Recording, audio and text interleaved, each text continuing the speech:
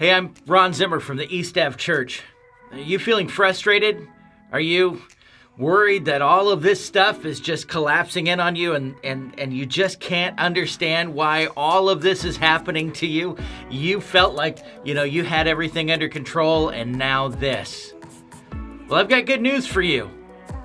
You weren't really in control to begin with. I mean, sometimes it feels like I'm the captain of my own ship, but I know that I'm not.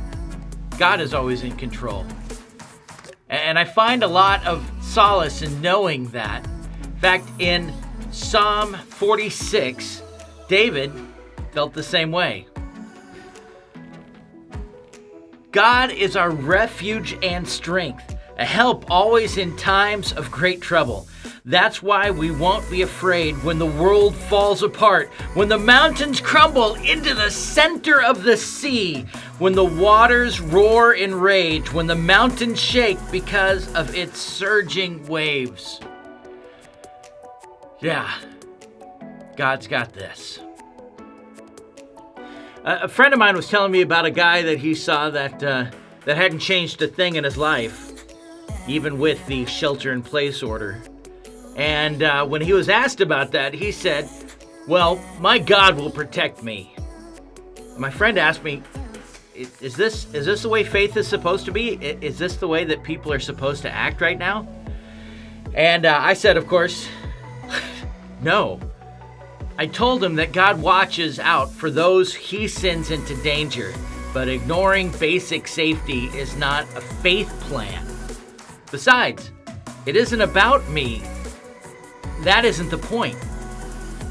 I was reminded of a quote from Martin Luther, the original one from 500 years ago. When the Black Plague came to his city, he told his people this: I shall ask God mercifully to protect us. Then I shall fumigate, help purify the air, administer medicine, and take it. I shall avoid places and persons where my presence is not needed in order to not become contaminated and thus, perchance, inflict and pollute others and so cause their death as a result of my negligence. If God should wish to take me, he will surely find me, and I have done what he has expected of me, and so I am not responsible for either my own death or the deaths of others.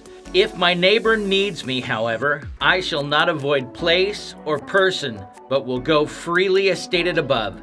See, this is such a God-fearing faith because it is neither brash nor foolhardy and does not tempt God. And it's still a pretty good plan.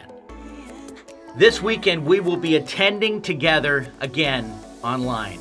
And we will until it seems prudent for us to open up the sanctuary again. So please come and attend with us online at 11 a.m. Pacific Standard Time. If you need to time shift, then attend later.